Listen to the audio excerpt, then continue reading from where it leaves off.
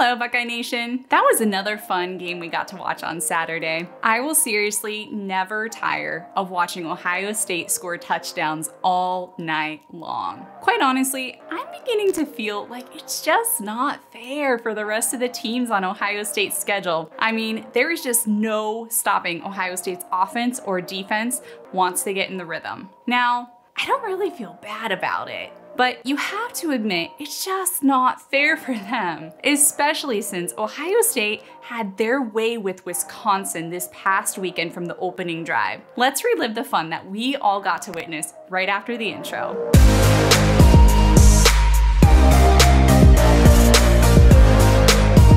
Welcome to Buckeye Football Fangirl. If this is your first time here, my name is Lisa, and I'm the gal behind this channel. I want to start with a huge thank you to every single one of you who watches these silly videos of mine. It truly means the world to me. You are all still rocking it in the comments section and on Twitter. And have I mentioned that's my favorite part of these videos? Go ahead, drop me a comment below, and let me know, what was your favorite part of the game against Wisconsin? Comment it up, as we are heading into Game 5 and the season is already flying by. And hold on tight, because we will soon be approaching the halfway mark of the 2022 regular season. It's crazy to think about how different these games are feeling compared to last year, and how much of a difference this Knowles defense has made. While it's not quite ranked the promised number 5 defense in the country yet, as JJ the Buckeye and Bengals fan tweeted, "Don't look now, but Ohio State football is up to number 18 in total defense." I am absolutely not complaining about being ranked number 18 in total defense. I'll take that in a heartbeat over what we saw last year. And truly, hats off to both Ryan Day and Jim Knowles, because as Sam Smooth tweeted, Ryan Day and Jim Knowles have built a wonderful machine. Both the offense and defense look scary, and this team has a hunger and a bite on both sides of the ball that we didn't always see last year. They don't look confused when they're on the field, and players seem to be in position to play to their strengths. As Heather tweeted, OSU is getting better with every single snap. This team is going to be absolutely lethal. God, I love being a Buckeye. It's true. The Buckeyes have been getting better with every single snap. And like I said earlier, it just doesn't seem fair to the rest of the team still on Ohio State's schedule that, as one TTUN fan put it, the Death Star is operational again. But hey, I'm not complaining. I love being a Buckeye. It's been so much fun watching this team play, and so far they are exceeding my expectations of where they would be at this point in the season. And Jack seems to agree with this tweet he sent midway through the Wisconsin game. 4 possessions,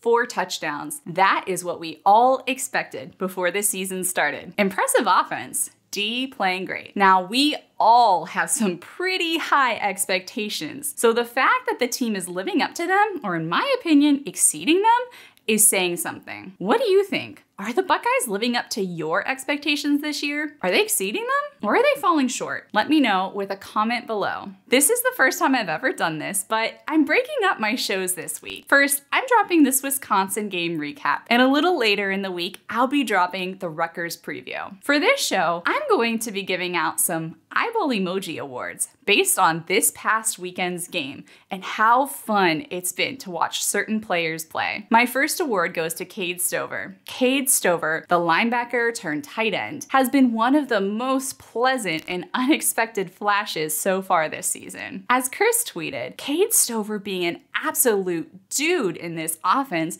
is something hardly anyone saw coming, but I'm here for it. His grit, toughness, and crazy good hands has allowed him to ball out on the field. He's becoming a frequent target for CJ, and he does not go down easy after catching the ball. Stover's making his presence felt on the field, and as Holla Bucks tweeted, "It's Cade Stover's universe, we just live in it." That's the truth. This past game, I'm so glad he got not only 1, but 2 touchdowns during the game. After playing just as hard the week before in the Toledo game, I wanted him to get a touchdown in that game. But this 2 in this Wisconsin Wisconsin game made up for that. Stover has been an absolute beast of a weapon on the field so far this year, and it's been amazing to witness. My second eyeball emoji award goes to Tanner McCalister, who not only had a pass interception on Wisconsin's first drive of the game, but also showed some super skills when he broke up a sure pass and score. I was going crazy on my sofa when he picked that ball off and came down with the INT. That interception pretty much set the tone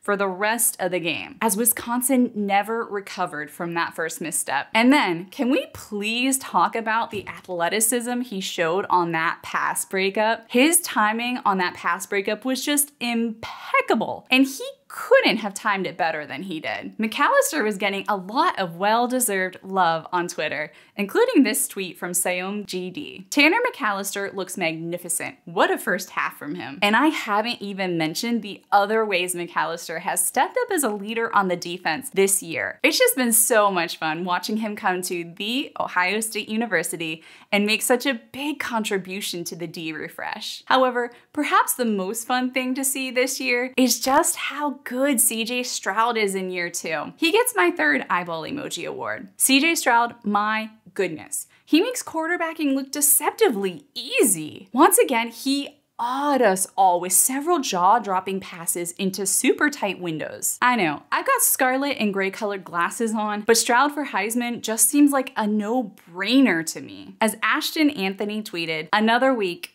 another CJ Stroud masterclass. Stroud has been the unfazed and confident leader of the team this year. And despite throwing his first interception of the year during the Wisconsin game, he had such an impressive performance. You've all probably seen his stats floating around already, but he's got some crazy numbers already for the year. Something like 1,200 plus yards and 16 touchdowns. He's been phenomenal, and I've been absolutely soaking it up. Now, I feel like I can't mention Stroud without also giving props to the O-line. They have been holding it down. As Jeff Grubb tweeted, when's the last time we've seen the OSU offensive line be this dominant? Outstanding performance so far. I agree with that 100%. They were especially dominant during the Wisconsin game, and that's something you just love to see. So I'm curious, who have been your favorite players to watch so far this year? If you haven't left me a comment yet, make sure you drop me a comment about who you would give an eyeball emoji award to. And even if you did comment earlier, go ahead, leave me another one below. I'm not gonna complain. Before starting to think about Rutgers, I want to wrap up this Wisconsin recap with just one final tweet from